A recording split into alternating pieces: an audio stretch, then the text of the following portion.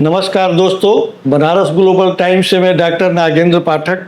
आज आर्थिकी कार्यक्रम में हम एक नए विषय पर चर्चा करेंगे। आपको बता दें कि पिछले एक महीने से आर्थिक कार्यक्रम पर कोई पॉडकास्ट आपको देखने को नहीं मिली। ये कुछ तकनीकी कारण थे जो हम शुरू कर रहे हैं। तो आज का जो टॉपिक है, जैसा कि आप जानते हैं कि वित्तीय साक्षरता को लेकर हम लोग का उद्देश्य है कि लोगों में वित्तीय साक्षरता बढ़े, फाइनेंशियल लिटरेसी ज़्यादा से ज़्यादा लोगों तक पहुँचे। और इस उद्देश्य से हम लोग आज जो चर्चा करेंगे वो है शांति बिल। अब आप जानते होंगे कि या नहीं जानते होंगे, लेकिन ये बहुत इम्पोर्टेंट है और इसके बारे में हम सब समझ रहे हैं कि बहुत कम लोग जानते हैं। हमारे साथ स्टूडियो में मौजूद हैं श्री M.K. पांडे जी। आपका स्वागत है हमारे स्टूडियो में। आपसे हम चर्चा करेंगे और ये पांडे जी के बारे में आपको बता दें कि पांडे जी एक समीक्षक भी हैं और ये मतलब करंट अफेयर्स के बारे में हमेशा ये जागरूक रहते हैं और नई नई चीज़ें लेकर आते हैं जिस पर हम लोग चर्चा करते हैं। तो शांति बिल 2025 में, हालांकि ये एक साल पहले की बिल है, तो आज हम चर्चा इस पर इसलिए करेंगे कि ये आजकल चर्चा में बना हुआ है। तो पांडे जी, आपसे मेरा ये सवाल है कि शांति बिल है क्या और ये चर्चा में क्यों आया है इस समय? धन्यवाद पाठक जी, एक लंबे समय के बाद फिर से अपने साथ जुड़ने का मौका देने के लिए।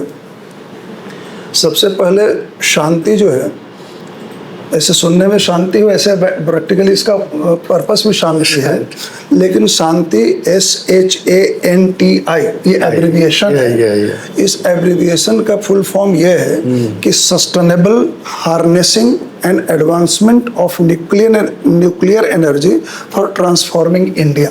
तो बहुत बड़ा है। हाँ, this is Shanti. S for sustainable, H for harnessing and advancement, A nuclear energy, N for transforming India, India को ट्रांसफॉर्म करने के लिए। तो अब इसमें दो चीज़ें बात आ रही है, एक न्यूक्लियर एनर्जी और सस्टेनेबिलिटी। ये दो बात महत्वपूर्ण है इस पूरे बिल के एब्रीविएशन में। तो पहले हम लोग ये बात कर लें कि मीनिंग वाइज एकेडमिकली कि सस्टेनेबिलिटी का मतलब क्या है रिगार्डिंग न्यूक्लियर। तो सस्टेनेबिलिटी का हमेशा मतलब ये होता है कि without forfeiting the future income, future benefit को फॉरफिट किए बगैर प्रेजेंट में कुछ करना। यदि प्रेजेंट के फ्यूचर की कीमत पर आज प्रेजेंट को कुछ कर रहे हैं तो सस्टेनेबल नहीं होगा। जो लंबे समय तक वही काम चलता है, जो फ्यूचर के प्रोस्पेक्ट को भी बना के रखता है, उसी को हम लोग सस्टेनेबल कहते हैं। और ये न्यूक्लियर एनर्जी के बारे में है, ये बात तो जग जाहिर है। अब सवाल, आपके प्रश्न का उत्तर देने से पहले हम लोगों को ये जानना चाहिए कि अल्टीमेटली इस बिल को लाने का बैकग्राउंड क्या रहा होगा। ये दिसंबर 25 में ये बिल पास हुआ है। 17 तारीख को प्रोबेबली लोकसभा में और 18 को राज्यसभा में और 20 तारीख को राष्ट्रपति का इस पर राष्ट्रपति का अनुमोदन भी प्राप्त हो गया है। तो कहने का मतलब कि करीब 6 महीने पुरानी बात है। इसके बैकग्राउंड में हम लोगों को जानना होगा कि अल्टीमेटली अपने देश में या पूरी दुनिया में हम की बात करें, लेकिन ज़्यादातर फोकस हम लोगों का अपने देश के बारे में दे रहे हैं। तो एनर्जी की लगातार खपत बढ़ रही है और एनर्जी की लगातार ज़रूरत बढ़ रही है। भारत सरकार एक बहुत एम्बिशियस विजन लेकर के चल रही है कि 2047 में भारत को विकसित देश बनाना है। तो ये विकसित देश के अनेकों पैमाने हैं। जैसे ही विकसित देश की ओर बढ़ रहे हैं तो उसमें ऊर्जा का जो कंजम्पशन है वो भी एक महत्वपूर्ण इंडिकेटर होगा। अभी जो वर्तमान में अपने देश में ऊर्जा का एक औसत मतलब जो रिक्वायरमेंट है वो करीब करीब 193, मान लीजिए लगभग 200 गीगावाट्स का है। यदि सस्टेनेबल तौर पर बात करें तो 2047 तक आते आते यदि नॉर्मल 5% का इंक्रीमेंटल ग्रोथ एनुअल मान लें तो भारत को करीब 600 गीगावाट बिजली की जरूरत पड़ेगी ऑन एन एवरेज। ये बहुत सारे फैक्टर पर निर्भर करता है। कहने का मेरा मतलब है कि यदि 193 को 600 तक जाना है तो 3 गुने से ज़्यादा का ग्रोथ होना है। और हमारे पास जो भी ऊर्जा के अभी स्रोत हैं जो ट्रेडिशनली हम लोग यूज़ करते रहे, चाहे थर्मल का हो, वाटर का हो, इसका एक सस्टेनेबिलिटी नहीं है। क्योंकि सपोज थर्मल में हम लोग कोयला को यूज़ करते हैं, तो कोयला का भंडार कहीं ना कहीं जाकर के खत्म होगा। तो जो सस्टेनेबल खत्म हो ही रहा है। भारत को इंपोर्ट भी करना पड़ रहा है। इवन दुनिया की भी बात कर लें तो भारत इंपोर्ट इसलिए कर रहा है कि किसी देश में सरप्लस होगा। यदि वो देश भी कोयले पर ही डिपेंडेंट होगा तो उसके अभी स्टॉक धीरे धीरे खत्म होगा। तो एक बात ये होगी कि इसकी कहीं ना कहीं एक सीमा है। दूसरी बात, जो भी इन स्रोतों से ऊर्जा प्राप्त होती है तो that comes with a cost, and cost environmental cost. जैसे पोल्यूशन का, भाई आप ईंधन जलाते हैं, कोयला एक्सट्रैक्ट करते हैं, तो मतलब इन्वायरमेंटल कॉस्ट उसमें इन्वॉल्व है। तो सस्टेनेबिलिटी भी है कि इन्वायरमेंट को भी हम लोगों को प्रोटेक्ट करके रखना है, फ्यूचर जनरेशन को एक थोड़ा एक ठीक ठाक इन्वायरमेंट हम लोग दे सकें। तो जो ट्रेडिशनल सोर्स ऑफ एनर्जी अपना जो है खास करके बिजली के लिए, उसकी एक सीमा है और उस सीमा के बियॉन्ड हम लोग उसका एक्सप्लॉयटेशन नहीं कर सकते हैं। तो अब अभी ये बचता है कि प्रेजेंट में ऊर्जा की जरूरत है। एक और मैं आंकड़ा बताऊं, अभी तक एक लगभग इतने के होने के बावजूद अभी अपने इंडिया में लगभग 10% घरों में एसी है। लगभग इसका मतलब कि 90% घर अभी भी हैं जहां पर एसी की जरूरत है। यदि 90 में से कुछ को छोड़ भी दें, मान लें कि रूरल का कर लें, बहुत गरीबों को भी मान लें, और जिस हिसाब से अपना टेम्परेचर हर साल बढ़ रहा है तो एसी की डिमांड हर साल बढ़ती रहेगी। जैसे एसी की डिमांड बढ़ेगी तो 1 किलोवाट पर आवर की खपत बढ़ जाएगी। तो इस हिसाब से देखा जाए तो आने वाले जो 600 गीगावाट की बात कर रहे हैं, हो सकता है इससे ज़्यादा भी हो। तो कोई ना कोई हम लोगों को एक सरकार ने ऐसा महसूस किया होगा कि कोई ना कोई ऐसा सोर्स जनरेट किया जाए जो सस्टेनेबल हो, क्लीन एनर्जी देने वाला हो और एक क्या मतलब पर्यावरण को ज़्यादा दूषित किए बगैर लंबे समय तक हम लोगों को ऊर्जा प्रदान कर सके। इसीलिए ये sustainable harnessing of nuclear energy के बारे में ये बिल लाया गया है। और आज ये चर्चा में केवल इसलिए हमेशा चर्चा में रही, ऊर्जा की जरूरत हर समय है। भारत सरकार के पास पॉजिटिव साइन ये है कि हमारे पास जो alternative source of energy, wind energy, solar energy में भी सरकार काफ़ी काम कर रही है, लेकिन उनकी एक सीमा है कि हमारी पूरी आवश्यकता सोलर एनर्जी से नहीं हो सकती, जो कि हमको 600 गीगावाट बिजली की जरूरत ऑन एन एवरेज पड़ने वाली है। इसलिए चर्चा में है कि इस पर हम लोगों को काम करना है और सरकार ने इस दिशा में ये कदम उठाया है। इस बिल में ये भी है कि फॉरेन इन्वेस्टमेंट और ये प्राइवेटाइजेशन, ये दो चीज़ है जो कि इस बिल के तहत मतलब लाया गया है। पहले तो केवल सरकार इस क्षेत्र में थी, लेकिन इन दोनों क्षेत्रों के आने से, जैसे फॉरेन निवेश और ये निजी क्षेत्र के आने से क्या फर्क पड़ेगा? देखिए, आपने बात बिल्कुल सही कही है। जो भारत जैसे जो अभी भी विकासशील देश है, जिसके पास की रिसोर्सेज की स्कैर्सिटी ज़्यादा है, फाइनेंशियल रिसोर्सेज से मेरा अभिप्राय है, सरकार हर जगह निवेश करने की स्थिति में हो जरूरी नहीं है। जैसे जो विकसित देश है, इवन यूएसए, चाइना, फ्रांस, रसिया, इस तरह की यदि हम बात करें जो थोड़े अपेक्षाकृत मजबूत देश हैं जो न्यूक्लियर एनर्जी ज़्यादा उत्पादन कर रहे हैं अपने देशों में, वहाँ पर भी पीपीपी मॉडल चल रहा है, पब्लिक प्राइवेट पार्टनरशिप मॉडल चल रहा है। इस तरह के जैसे हमको जब न्यूक्लियर एनर्जी को कमर्शियली यूज़ करना है तो उसमें काफ़ी निवेश की ज़रूरत है और उतना कैपेक्स जिसको कहते हैं कैपिटल एक्सपेंडिचर हो सकता है सरकार करने की स्थिति में न हो। तो इसमें जब आप पब्लिक का मतलब इसका पार्टनरशिप करते हैं तो सबसे पहले ज़रूरत है कि उसमें जो कैपिटल एक्सपेंडिचर होना है, जो निवेश होना है, वो निवेश करने का सरकार पर का इमीडिएट जो बर्डन है वो नहीं होगा। निवेश कोई और करेगा, मतलब पूंजी की पर्याप्तता सुनिश्चित करने के लिए आपको इसमें लोगों की भागीदारी, पब्लिक की भागीदारी इसमें लानी पड़ेगी। तो एक इसका उद्देश्य चूंकि कैपिटल इंटेंसिव होगा, तो भारत में भी इस बिल के तहत इवन प्राइवेट सेक्टर को भी परमिशन है, मतलब परमिशन दिया जाएगा न्यूक्लियर रिएक्टर स्टैब्लिश करने के लिए, जो यूरेनियम संवर्धन के लिए, ताकि उससे परमाणु ऊर्जा का सृजन हो सके। हालांकि एज ऑन डेट अभी भारत में किसी को लाइसेंस मिला नहीं है, लेकिन जो बड़े बड़े घराने हैं जो ये उसमें जो ऊर्जा उत्पादन के क्षेत्र में लगे हैं, जैसे टाटा है, रिलायंस है, अडानी है, कुछ और भी ग्रुप है, इन लोगों ने भी भारत सरकार से अप्लाई किया है, but still license is awaited. इसमें एक ज्वाइंट वेंचर है जिसमें जो फॉरेन इन्वेस्टमेंट आने वाला है, तो उसमें कंट्रोलिंग पावर किसके पास रहेगा, जो फॉरेन वाले कि हमारे देश वाले? अब देखिए, ये जो मुद्दा है ये वर्तमान टॉपिक से अलग हट करके है। ज्वाइंट वेंचर या पार्टनरशिप या जो भी कह लीजिए, पहली बात यह है कि अपने देश में होना है तो सबसे पहले तो रूल ऑफ द लैंड, मतलब लैंड का जो यहाँ का देश का जो कानून होगा वो प्रिवेल करेगा। तो रेगुलेटिंग बॉडी जो होगी वो तो सरकार होगी, नंबर 1। नंबर 2, जहाँ कहीं भी ज्वाइंट वेंचर है तो उसके टर्म्स डिसाइड होते हैं at the time of establishing the venture.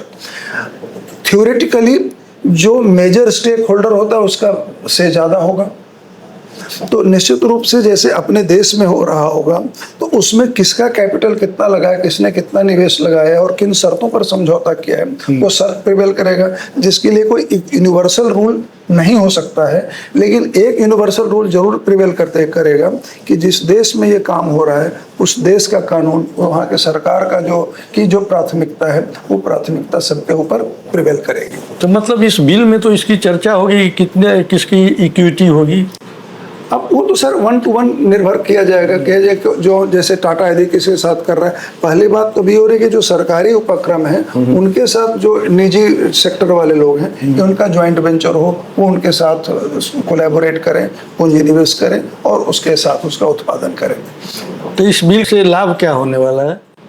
लाभ तो बहुत महत्वपूर्ण लाभ है कि यदि ऊर्जा के मामले में यदि हम लोग क्लीन एनर्जी डेवलप कर पा रहे हैं, चूंकि आप ऐसे समझ लीजिए कि यूरेनियम का एक छोटा सा टुकड़ा मतलब टनों कोयला के बराबर ऊर्जा सृजित कर सकता है और एक तरह से कहा जाए अभी एक लंबे समय तक चलने वाला, और इसका कोई इन्वायरमेंट पर एडवर्स इम्पैक्ट नहीं पड़ने वाला।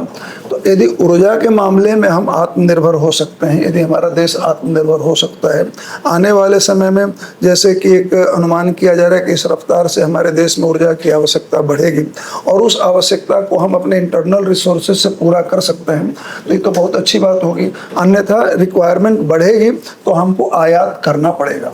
आयात करने का मतलब ऐसे ही इंडिया ट्रेडिशनली आयात से ग्रसित है, हमको ज़्यादा कुछ आयात करना पड़ता है। यदि ऊर्जा जैसी आवश्यक चीज़ें भी हमको और आयात करना पड़ेगा तो अपना इंपोर्ट बिल बढ़ेगा, इंपोर्ट बिल बढ़ेगा तो बैलेंस ऑफ पेमेंट घटेगा, बैलेंस ऑफ पेमेंट घटेगा तो आपके अपनी करेंसी पर प्रेशर आएगा, आपकी करेंसी पर प्रेशर आएगा, इंपोर्ट महंगा होगा, इंपोर्ट महंगा होगा, सब कुछ महंगा होगा। वो जो नॉर्मल इकोनॉमिक जो रिपल्स हैं पूरे इकोनॉमी में जाएगी।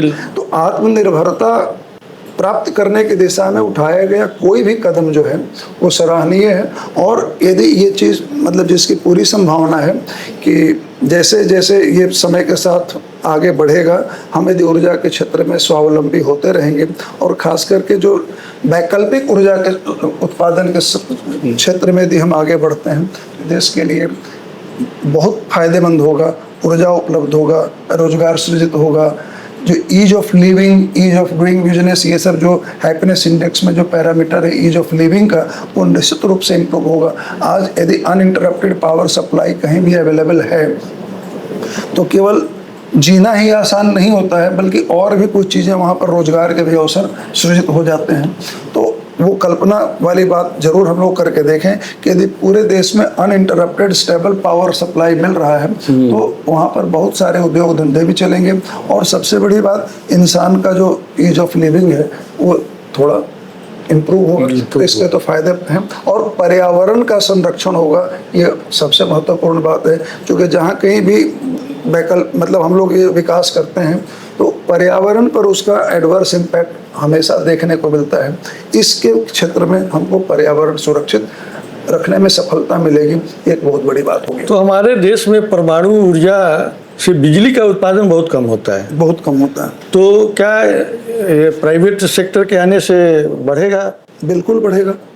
तो इसका उद्देश्य क्या है? केवल बिजली उत्पादन बढ़ाना कि कोई और उद्देश्य? इस बिल का तो उद्देश्य परमाणु मतलब न्यूक्लियर सोर्स को यूज करके ऊर्जा के मामले में सस्टेनेबल ग्रोथ इंश्योर करना। इनफैक्ट इस बिल के जो उद्देश्य हैं वो यही है कि परमाणु ऊर्जा का आप कह सकते हैं एक शांतिपूर्ण प्रयोग बल्कि जहाँ भी परमाणु ऊर्जा का नाम आता है तो विनाशकारी वाली बात, परमाणु बम जैसी बात आने लगती है। लेकिन परमाणु ऊर्जा का बहुत सी जगह पर मतलब क्या कह सकते हैं कि कंस्ट्रक्टिव यूज भी है, जिसमें एनर्जी है। परमाणु ऊर्जा का बहुत ज़्यादा उपयोग मेडिकल फैसिलिटी मतलब ट्रीटमेंट्स वगैरह में भी होते हैं। लेकिन इस पर्टिकुलर बिल के अंदर जो कवरेज है वो न्यूक्लियर एनर्जी से एनर्जी जनरेट करना, पावर जनरेट करना और देश को ऊर्जा के मामले में स्वावलंबन प्रदान करना इस बिल का उद्देश्य है। और ये बिल सफल मतलब इसका इम्प्लीमेंटेशन पार्ट यदि सही होता है तो ये देश के लिए बहुत उपयोगी होगा। और कहा जा सकता है कि वर्तमान में इसका कोई विकल्प भी नहीं है, क्योंकि नेचुरल रिसोर्सेज जो हैं उनका कहीं ना कहीं एक एक्सपायरी पीरियड आएगा और they are coming with a very huge environmental cost. जैसे आमतौर पर हम लोग सुनते हैं कि ग्लोबल वार्मिंग हो रही है, और ये सारा का सारा आमतौर पर लोग कहते हैं कि पर्यावरण में जो चेंज हो रहा है, पेड़ पौधे कम हो रहे हैं वगैरह, तमाम जो हम लोग चर्चा सुनते हैं उसका ही असर है। तो न्यूक्लियर एनर्जी का जब सस्टेनेबल मॉडल में यूज होगा तो हमारा पर्यावरण पर एडवर्स इम्पैक्ट नहीं होगा। एक बात आती है इसमें कि क्लीन एनर्जी क्या है जो, और ये बिल से क्या इसका संबंध है? क्लीन एनर्जी से अभिप्राय है कि एक एनर्जी पैदा करने के लिए आप दूसरे एनवायरनमेंट को गंदा ना करें। उदाहरण जैसे कोयला जला करके यदि हम बिजली बना रहे हैं तो कोयला को जलाने से जो पर्यावरण में जा रहा हो तो वो मतलब कार्बन इमिशन जो भी वर्ड यूज करते हैं ना, जीरो इमिशन करने के दुनिया का सिद्धांत है कि जितना आप कार्बन इमिट करते हैं उतना मतलब उतने को एन्यूल करने के लिए भी आप पर्यावरण को व्यवस्था करिए। तो इस वाले जैसे दूसरे जो ट्रेडिशन, फिर मैंने कहा कोयला जला करके जो थर्मल एनर्जी जो बन रही है उसमें कोयला जला रहे हैं ना, तो कोयला जला करके एटमॉस्फेयर को कार्बन डाइऑक्साइड, कार्बन मोनोऑक्साइड या और जो उससे बाई प्रोडक्ट्स हम लोग प्रोवाइड कर रहे हैं, इसके वाले में हम लोग नहीं करेंगे। तो क्लीन एनर्जी का मतलब generation of energy without harming the environment. एक चीज हमारे दिमाग में आ रही है कि अन्य देशों में इस तरह की व्यवस्था है क्या? मैंने बताया दुनिया में करीब करीब अभी 31 कंट्रीज हैं जिसमें लगभग 400 से ज़्यादा एटॉमिक रिएक्टर हैं जहाँ से परमाणु ऊर्जा का उत्पादन हो रहा है। और ये लगभग दुनिया के ऊर्जा इलेक्ट्रिसिटी के मतलब विद्युत के लगभग 10% आपूर्ति वो कर रहे हैं, जिसमें प्रमुख देश हैं जिस USA, चाइना, फ्रांस, रसिया, साउथ कोरिया, ये 5 प्रमुख देश हैं। बाद में भी कुछ देश Canada, Japan, Ukraine, United kingdom, Sweden, Spain, Finland, ये सब भी महत्वपूर्ण देश हैं जो परमाणु ऊर्जा के क्षेत्र में काम कर रहे हैं। नटसल 31 कंट्रीज हैं जहाँ पर के परमाणु रिएक्टर ऊर्जा जनरेट करने के लिए काम कर रहे हैं। और फिर जैसा मैंने भी कहा लगभग दुनिया की बिजली की आबादी आवश्यकता का 10% वो उत्पादन कर रहे हैं। एक बात बताइए पंडित जी, आपसे मेरा ये सवाल है और एक विरोधाभास भी है कि 31 देश जो यूरेनियम का संवर्धन कर रहे हैं, जबकि अमेरिका और ईरान जो युद्ध चल रहा था, जो इजराइल को हटा दीजिए, तो मेन उसका मकसद था यूरेनियम का संवर्धन न करे ईरान, और तो वो कह रहा था कि नहीं हम संवर्धन करते हैं शांति के लिए, लेकिन वो चाह रहा था। तो क्यों ईरान पर क्यों इतना दबाव जबकि इतने देश कर रहे हैं? आपका सवाल बहुत व्यावहारिक है और मैं समझता हूँ कि इस पर जरूर, जबकि यूरेनियम संवर्धन अमेरिका भी करता है, इस पर मतलब निश्चित रूप से इस पर चर्चा की जानी चाहिए। विरोधाभास स्पष्टता दिखता है, लेकिन इसमें एक बात ये कहने का है, हम लोग बचपन में जब पढ़ते थे तो एक निबंध लिखने के लिए अक्सर आता था विज्ञान वरदान है कि अभिशाप। आज के बच्चों से वो नहीं पूछा जाता क्योंकि अब विज्ञान काफ़ी आगे हो चुका है। तो अब वरदान है अभिशाप, निष्कर्ष जो पैराग्राफ लिखा जाता था कंक्लूजन वाला, उसमें हम लोग ये लिखते थे न अभिशाप है न वरदान, इसका उपयोग कैसे होता है उसी से निर्धारित होगा कि अभिशाप है या वरदान। तो उस एनालॉग के भी आप लेकर के आए। तो यूरेनियम का संवर्धन सरकार अपनी ओर से बिल लेके आ रही कि सस्टेनेबल है, क्लीन एनर्जी का एक बहुत मतलब कह सकते हैं लंबे समय तक चलने वाला सोर्स है, सरकारें अपने यहाँ प्रोत्साहित कर रही है। जहाँ तक ईरान का सवाल है तो हम उसका किस लेवल तक प्रयोग करते हैं। ईरान यदि शांतिपूर्ण ढंग से शांतिपूर्वक काम करने के लिए यदि संवर्धन कर रहा है तो किसी को कोई आपत्ति नहीं होनी चाहिए। लेकिन यदि उसका संवर्धन का लेवल, जैसा कि अमेरिका और इजराइल का दावा था कि इनका संवर्धन का लेवल परमाणु बम बनाने के लेवल तक जा चुका था, चूंकि उत्पादन, बिजली उत्पादन तक का यूरेनियम का संवर्धन और परमाणु बम बनाने तक का यूरेनियम का संवर्धन में काफी बड़ा गैप है। तो वो अनडिजायर्ड जो यदि जिसको मतलब उसको रिफाइन करना है, एनरिच करना है, तो उसका रिसोर्स उतने ही तक का होना चाहिए, उससे आगे का नहीं।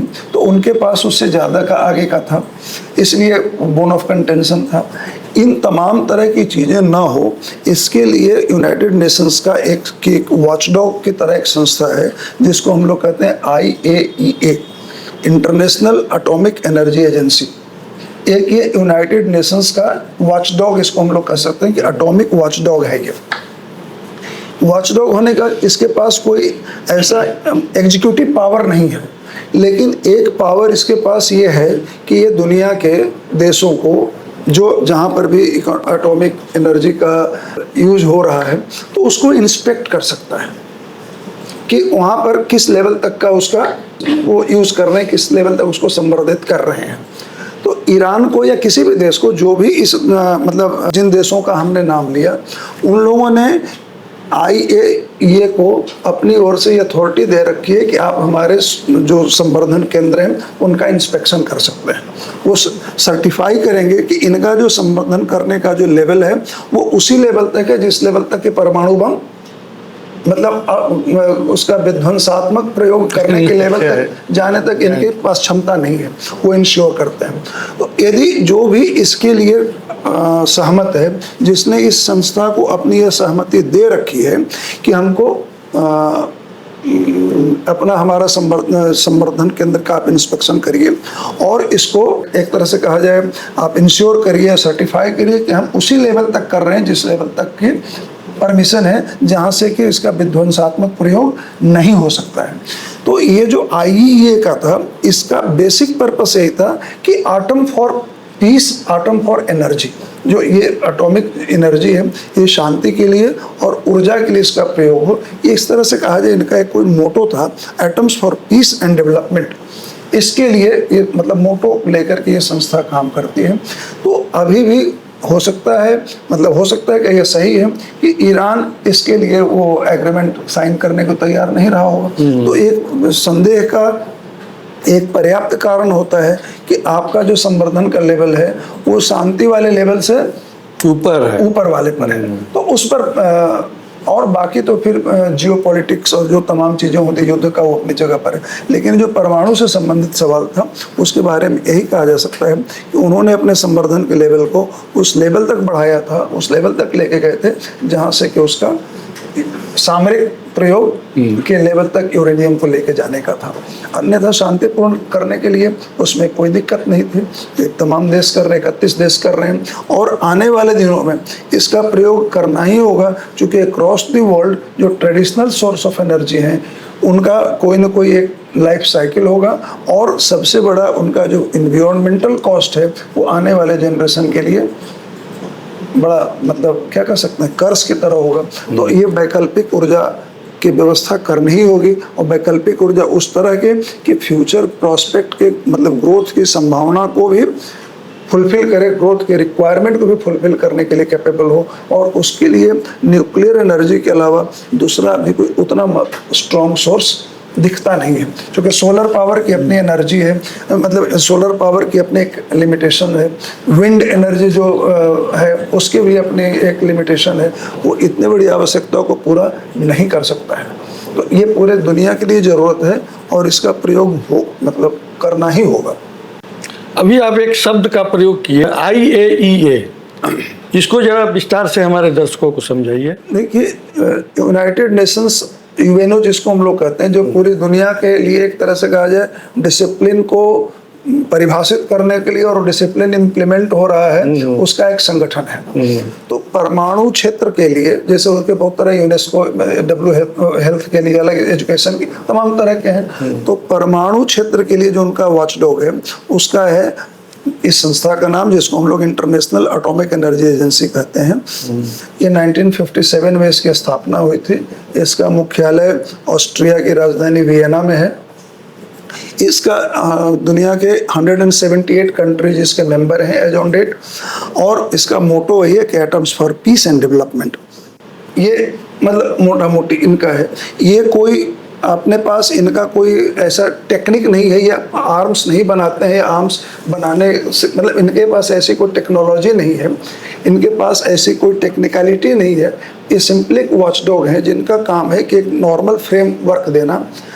रियल जो इम्प्लीमेंटेशन पार्ट है वो कंट्री इम्प्लीमेंट करेगी, जिस कंट्री में होस्ट कंट्री है, जहाँ पर वो रिएक्टर या जहाँ पर वो कार्यक्रम हो रहा है। इनका है एक ब्रॉडर फ्रेमवर्क में एक संस्था है जो मतलब ये निगरानी करते हैं। हाँ, वॉचडॉग है कि निगरानी करते हैं, अपना एक प्रारूप प्रदान करते हैं कि भाई इस दायरे में रह करके आप इसका प्रयोग करिए।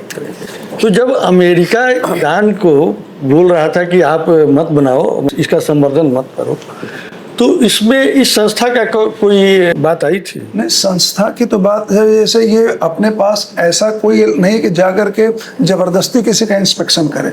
जिसके यहाँ इसको इंस्पेक्शन करने जाना है उस कंट्री को अलाउ करना हो कि आइए हमारे यहाँ पे इंस्पेक्ट करिए, बात यहाँ पर आती है। ये अपने से कोई लॉ एनफोर्सिंग एजेंसी नहीं है कि रेड करने जाएंगे ताला खो, मतलब समथिंग ऑफ दैट। इनका इंस्पेक्शन करना है with the consent, with the permission of the host country. यदि भारत में मान लीजिए कहीं कोई रिएक्टर है और ये इंस्पेक्ट करना चाहे और भारत सरकार परमिशन न दे तो नहीं इंस्पेक्ट करेंगे। तो इसका मतलब क्या रह गया? मतलब रह गया जैसे जो अभी ईरान कर रहा था, ईरान जो कर रहा था यही कर रहा था। भारत सरकार, अब सवाल ये उठेगा कि जब हम इसमें जो उसका डिक्लेरेशन है, उस पर जो अंडरस्टैंडिंग है, उस पर हम साइन नहीं करते हैं, जिसको कि एनपीटी हम लोग कहते हैं, नॉन प्रोलिफरेशन ट्रीटी जिसको कहते हैं, तो इस तरह के जो उसके दस्तावेज पर जिसने अपनी सहमति दी है वो इसका मेंबर है, जो मेंबर है इसने सहमति दी है। फिर भी जब आईएईए को जाना होगा वहाँ पर इंस्पेक्ट करने, तो स्पेसिफिक इंस्पेक्शन के लिए भी उस कंट्री का एक तरह से कहा जाए कंसेंट या परमिशन आवश्यक होगा।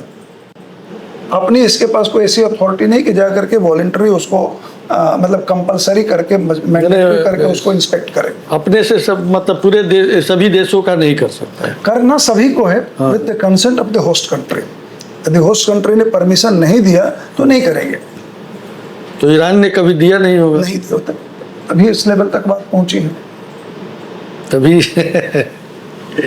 अच्छा, ये बताइए कि गैर पारंपरिक ऊर्जा जो है, जो परमाणु ऊर्जा से आने से क्या लाभ होगा?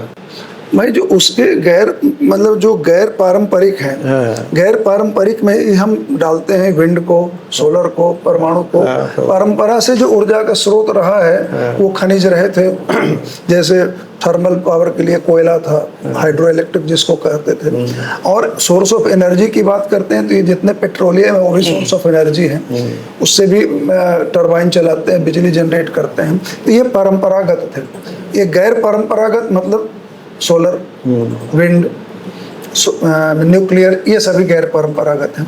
तो जैसा हम लोगों ने चर्चा के शुरू में ही बात कही थी कि जो परंपरागत स्रोत हैं उनका एक स्टॉक है, जो स्टॉक कभी न कभी खत्म होगा, नंबर 1।